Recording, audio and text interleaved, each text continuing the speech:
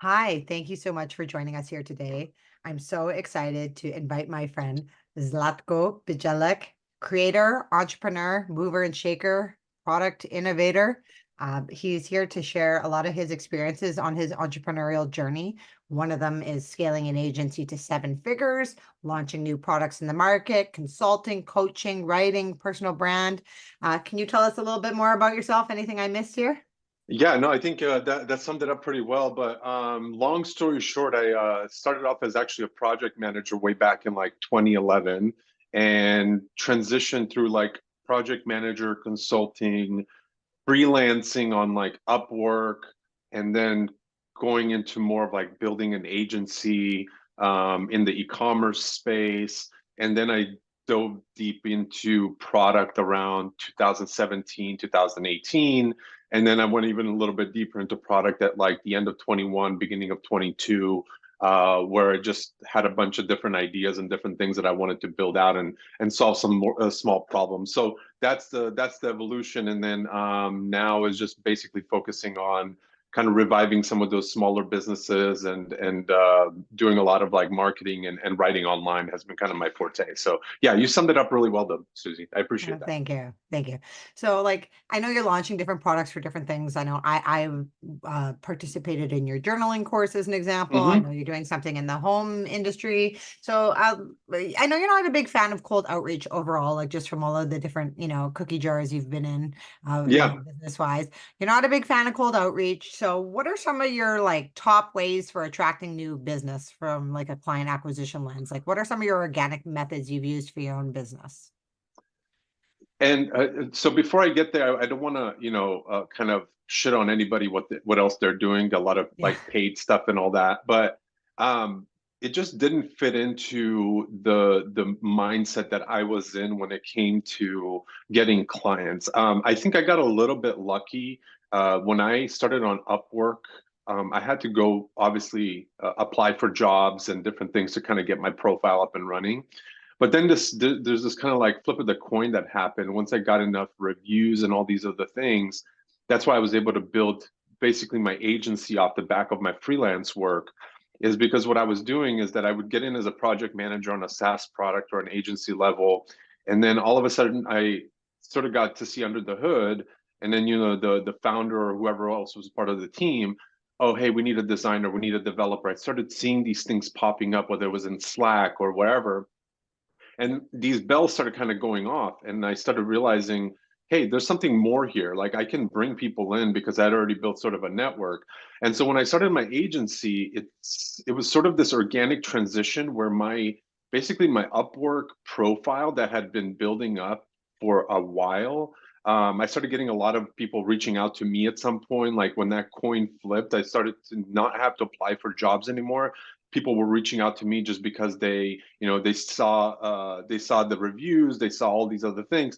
And so when I got to my agency, I never really had to do any cold outreach. I never had to go out and like chase clients and do anything else. I was kind of lucky in a way that transition happened organically and started becoming this word of mouth. It was Upwork, it was, some of the content. Go ahead. Yeah, so I was gonna say, so like in a nutshell, you joined a community, Upwork's a Yeah. community, right? And then you Hmm. optimized your profile for the SEO to kind of stand out and brand yourself within that niche.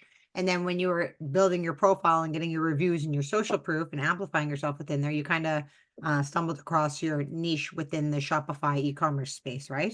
Yeah, exactly. And and like I said, I kind of got lucky with that in a way, because not having to cold outreach, as I'm sure if you've done it, or anyone that's listening, it's a very tough to kind of crack that barrel, because there's a lot of people doing it. There's a lot of shady ways of doing it, and there's a lot of ways that people get really crafty. And I honestly don't have too many of those emails where somebody got really crafty and pulled me in. I was like, I want to talk to that person. Like I just haven't seen it, and I wouldn't be able to replicate it myself because I'm not good at it. So for me, it was always this thing like, how do I just focus on doing really good work, and in the hopes, and I know this is probably not the best marketing thing, but it's like in the hopes that those people will, refer me over to somebody else, or we will be able to showcase that work on our website. So when anybody lands on there, they can immediately say they've done the work. So my take was always very organic. And for the sake of the e-commerce space, because we're all shopping online all the time, one thing that I did do, and I guess you could consider this cold outreach, but I didn't look at it that way. I was just coming from an authentic place. Is that I would go on a purchase something outside of like the Amazon ecosystem, and I would just run into like, oh, this is a Shopify store, and then I have a whole different like viewpoint when I'm doing that shopping. Is that I would look at it, I would go through the process, I would look at all the pop-ups and different things that they had, and I would actually go out and buy something from that person. And it could be a bigger brand, smaller brand, it doesn't matter. And then what I would do is I would sit down after I made that purchase and I would kind of keep notes on the side, and I would go and email, whether it's their support or if I could find the founder's email or whatever else it is, and just be like, hey, I'm so and so. I do these things with my agency. Just purchase something from your store so you can go check your order list. You can see that I'm not BSing you. Here's a few things that I just think to me stood out as a customer, and from an agency lens, I can help you kind of either like there's revenue opportunities or there's marketing opportunities or whatever. So I use that as maybe, like I said, you can consider it a cold outreach thing, but like I use that as reaching out to people to like get them to work with us, because I really wanted to help them out because I saw so many things. And I think being a business owner, and I think you can see this, say this yourself, is like you sometimes have like tunnel vision. You put these Yeah. blinders on and you don't necessarily see what's going on. Like you're not sitting there going through your own website and clicking around all the time and doing Yeah. these things. So it was more so just to give people a different perspective. So that's kind of how I built my agency, and sort of like my background was going through this organic process and just Yeah. really showcasing the work we were doing and doing really like the best work that we can do, and in the hopes that like, hey, whoever comes to our website or however we get people to like find us, they'll just see like, hey, these guys are not BSing anything. They're, doing the work, and they seem to be trusted.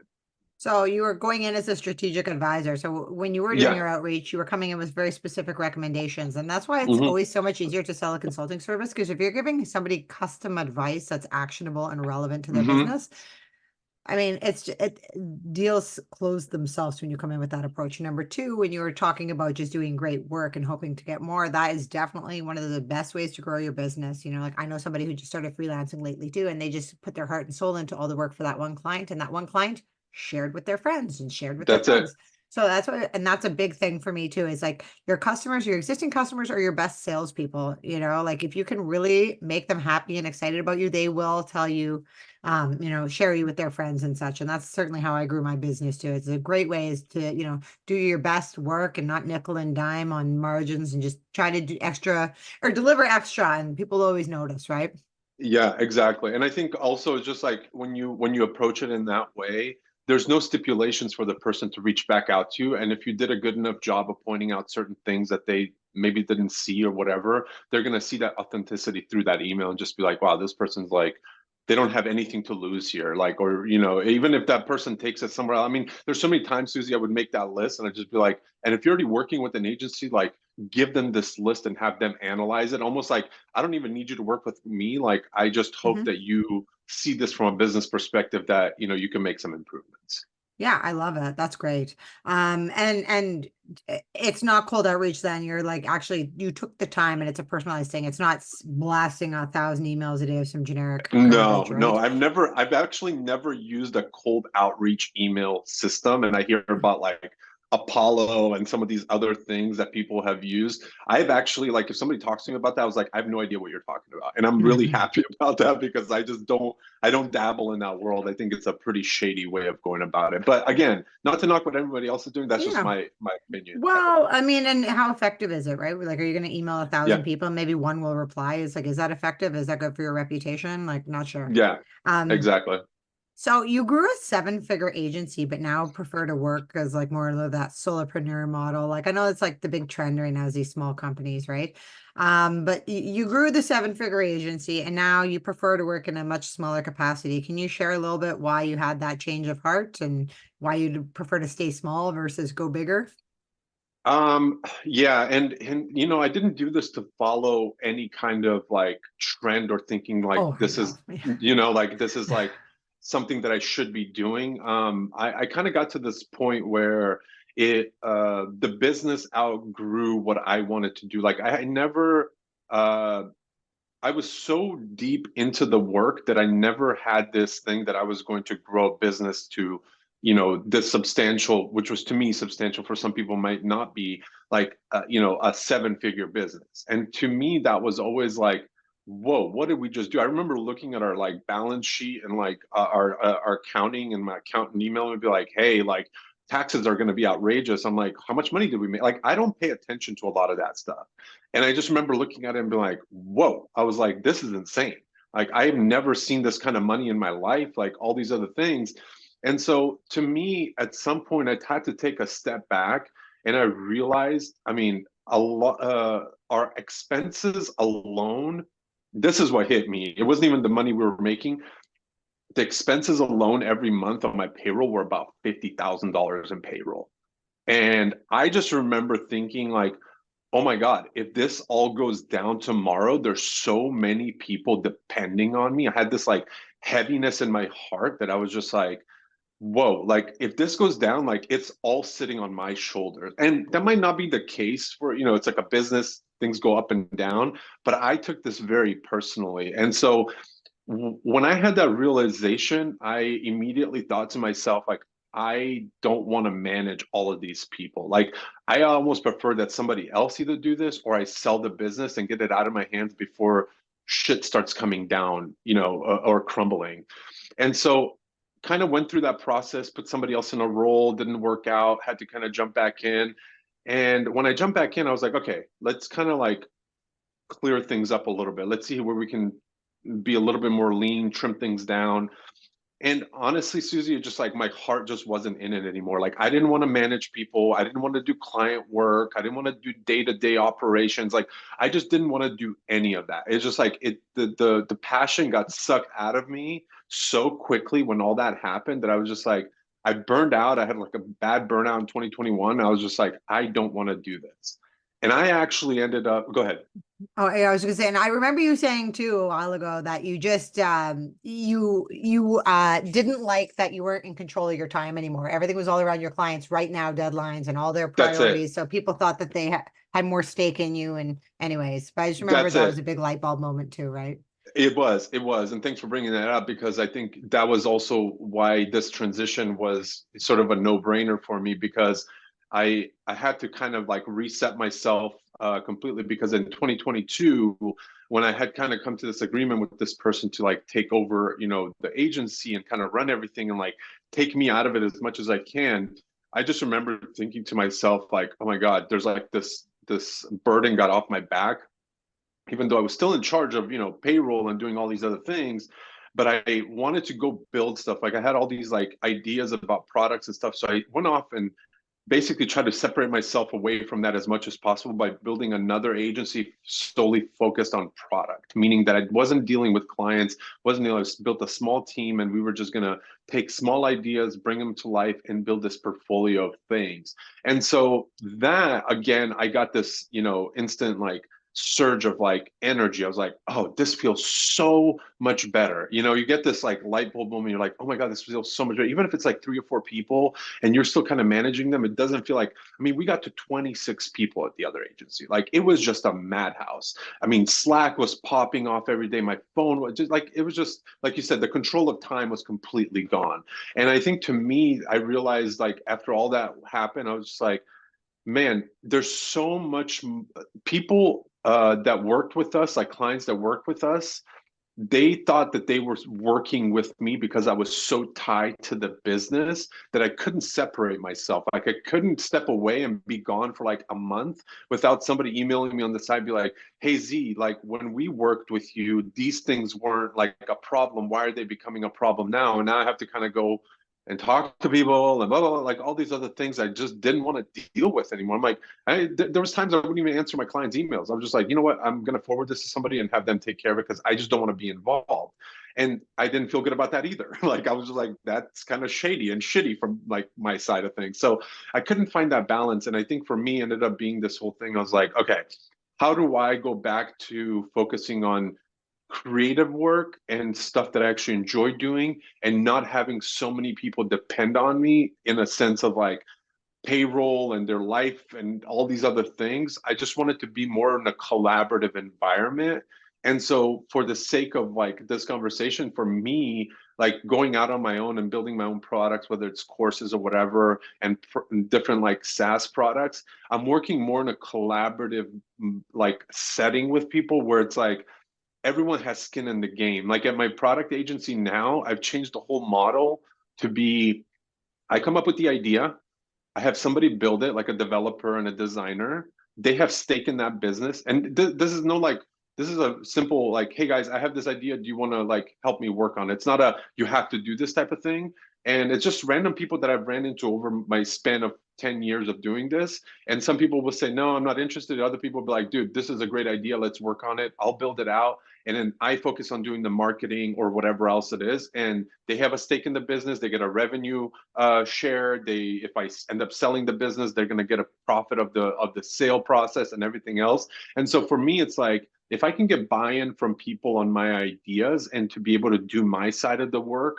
then I think that there's less stress on everybody and there's more upside for everybody as well, because now I'm not having to do like payroll and these things. It's like if you everyone has open like Stripe access account, everyone can see all the money coming in, like whatever is happening on the back end, it's literally like an open door policy, and Mhm. you know how much you're going to be getting paid and how much your profit is this month or whatever else it is. So that was a really like big breaking point for me, and I feel just like more clarity in my mind, and mental health has like kind of like found its like stability and all these other things, because it was just way too much to manage that many people from that perspective. Yeah, and you just don't like that traditional model. You want to be something small, scalable, or small and collaborative, and that's a big trend right now too. And that's my business also. Is like I love Yeah, bringing in my hired guns as I need them, for various projects. You don't need to just, and this is sort of like where business overall is just getting leaner these days because that's you right. don't necessarily need somebody for 40 hours. And that's why I said like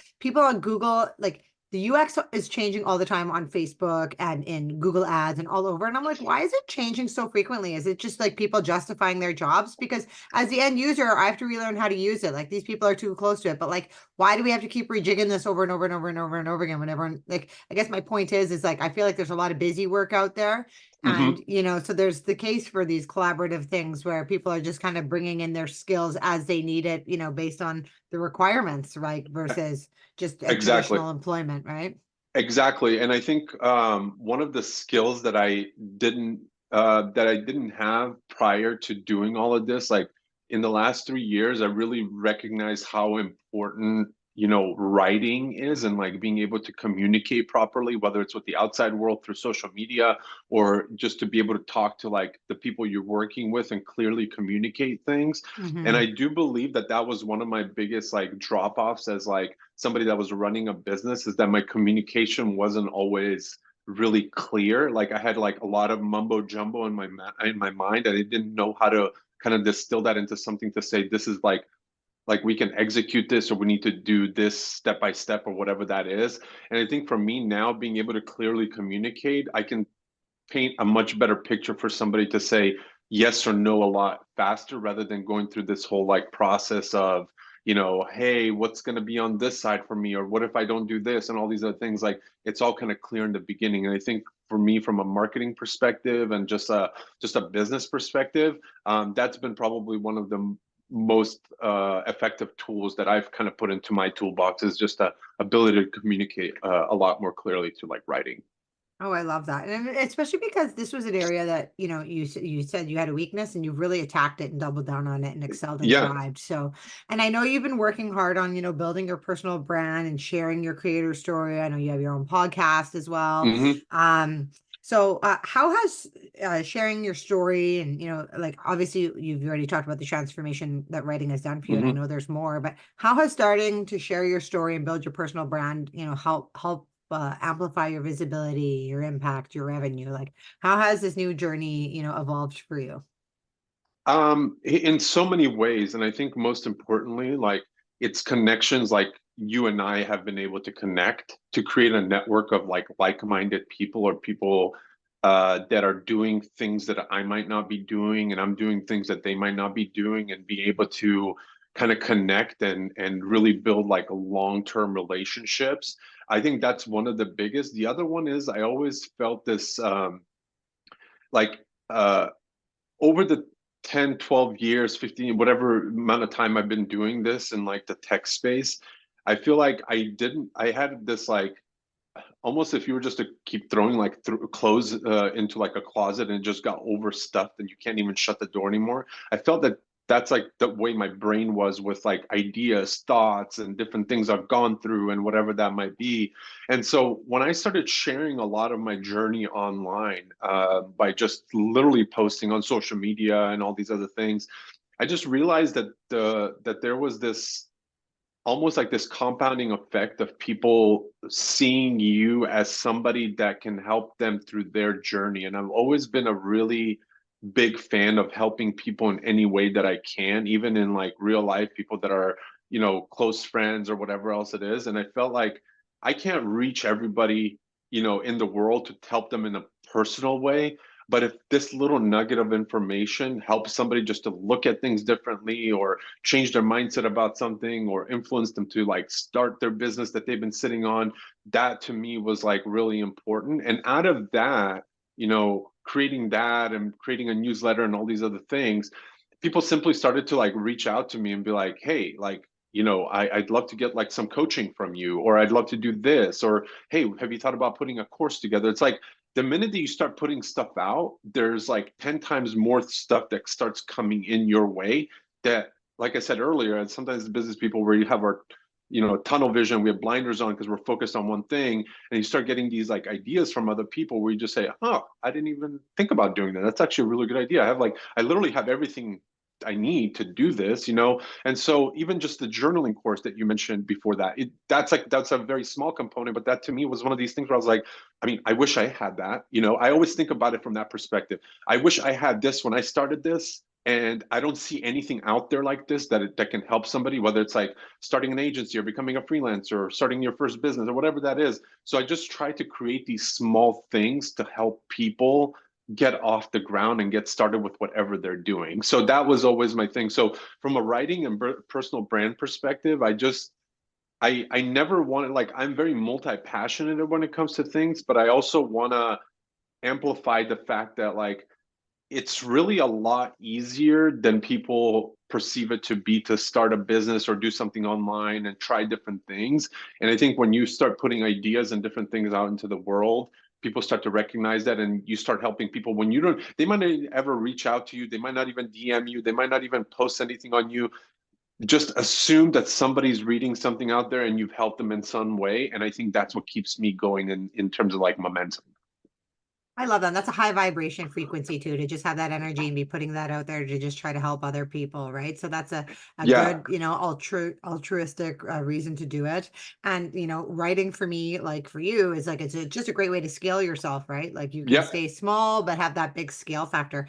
And I've worked with a lot of companies too, where they're like small with like big revenue. It's like you don't necessarily need to have a million people, in your No. company. And that's why I've always loved these, David versus Goliath, type of companies where you're small teams, but if you have a big product or you have something that's very scalable, you can do things, with a micro team on a macro level, if that makes sense. So Absolutely. thank I think a good example, just to touch Mhm. on that, one Yeah. good example of that concept right there that you mentioned is you probably heard of them, 37 Signals. Like they built Basecamp and the Hey email app and a couple of other products. They are the North Star of that concept right there. I think their company's grown because they have multiple products now, but their Yeah. company's grown to like 80 people. But I think they do like multiple millions in revenue every single year. And one of their biggest things is like marketing through writing, and they don't do any paid ads, they don't do anything. And they just create awesome products. They have the best collaborative environment, like internally. Like look them up, and that is absolutely what you just described. They are the epitome of that.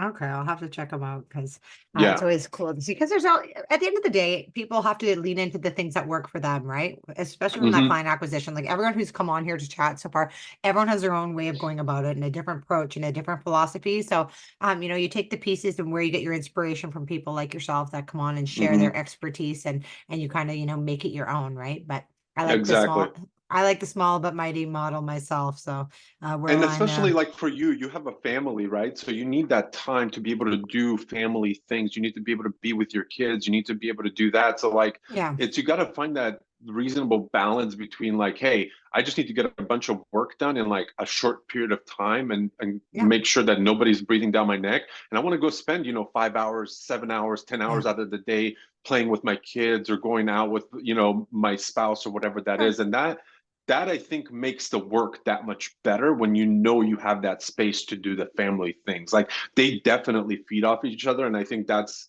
the goal of like what we were saying earlier, like me starting my family and different things. Like that's now become like a really big thing on my board is like how do you find that balance between staying creative and doing what you need to do, but also feeding off the fact that like you just created so much more time and freedom for yourself and your family.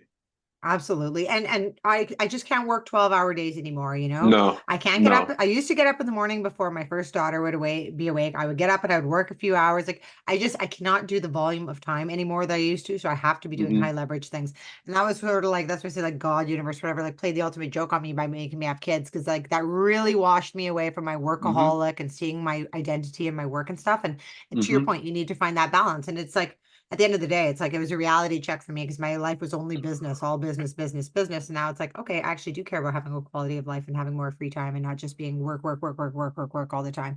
So Exactly. it was a little a flash of reality here, getting put on this path, but it was a good one. And for those reasons, because like there's reasons why people put too much of themselves into their work. And anyway, we're not going to go Exactly. down that road. But Yeah. thank you so much for joining us today and sharing all your wonderful news. We're definitely going to have you back again. We'll chat some more. I'd As love to. all the different things you're evolving that you're working on right now, and Yeah. we're gonna throw some links to your social media profiles in the notes here. So have a look. Is there anything else you want to leave? Like anything you want listeners here to know about you, or like is there a lead magnet or is opt in or something? Honestly, no, none of that. I just think more so just anybody that listens to this and is on this creative path and journey, and you feel sometimes like you're lost or stuck. Honestly, just keep doing what you're doing and look for little spurts of inspiration. Don't follow, what somebody else is doing is going to work exactly for you.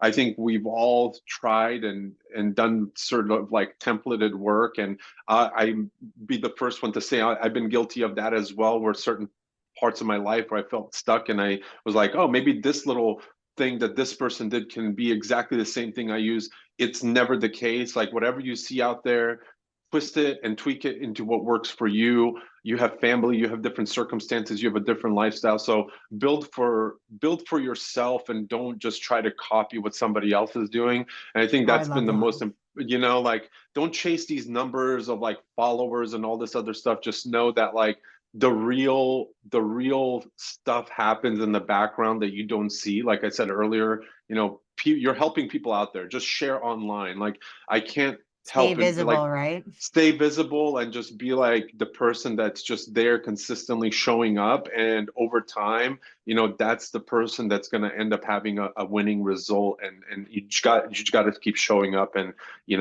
try different things. Honestly, it's like that's probably the biggest thing for me is like I'm actually writing a fucking book on this to say try something new. What's the worst that can happen? That's literally like the name of the book right there. I love it. Build for yourself, Yeah, try something new, go for it. Well, thank you that's so much it. for joining us here today. All the best. Thank you, Susie. I appreciate it. Thank you for having me.